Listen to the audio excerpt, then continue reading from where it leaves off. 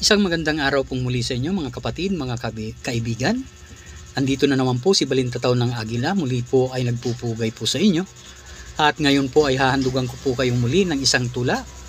At ang pamagat po ng tula kong ito, isang hakbang sa tagumpay. Bata pa lang ako noon, may mataas ng pangarap. Ginugol ko ang panahon, sa eskwela ay nagsikap. Ngunit anong mararating ng tulad ko na mahirap, kumakalam ang sikmura, pagkain ay hindi sapat. Kalbaryo na dinaranas ay pilit kong nilabanan, sa trabaho ay nagsipag, sinikap na makaigpaw. At kahit na itong gabi, ginagawa na ring araw, sa hirap lang ay mahango, guminhawa yaring buhay. Hindi ako sumusuko kahit ano pa mang hirap, at kahit may karamdaman, hindi pa rin nagpaawat. Pagkat aking tinatanaw ang matamis na pangarap na sana ay makamit na ang bunga ng pagsisikap. Hindi ko rin alintana kahit ako ay libakin, at kahit pa insultuhin, ito'y hindi pinapansin. Ang tanaw ko'y sa malayo, doon lamang nakatingin, ang bunga ng pagsisikap, yun ang nais na marating. Lumikha ng mga awit, humabi ng mga tula, nagbabaka sakali na sa ganito makilala. Sumali sa patimpalak, nagbabaka sakali na, pamilya ay maiahon at magawang guminhawa.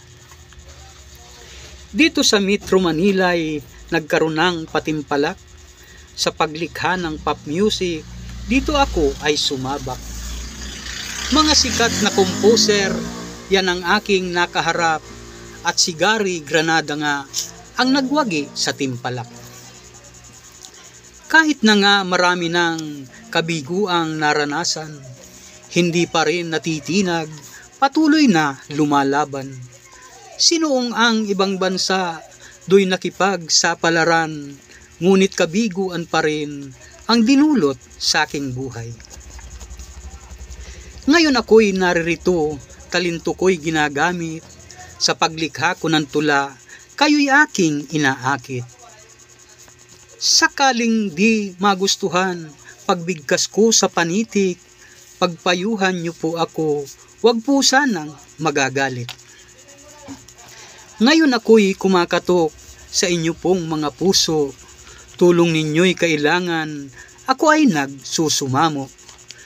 Kung inyong mamarapatin na ihandog ang tulong nyo, ang Diyos na po ang bahalang gumanti sa katulad nyo.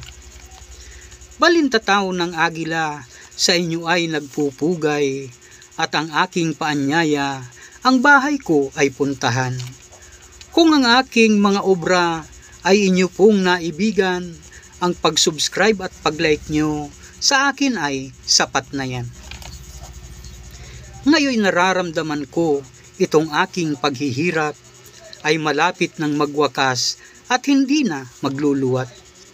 Dahil kayo'y katulong ko sa pag-abot sa pangarap, isang hakbang sa tagumpay, malapit nang maging ganap. Salamat po!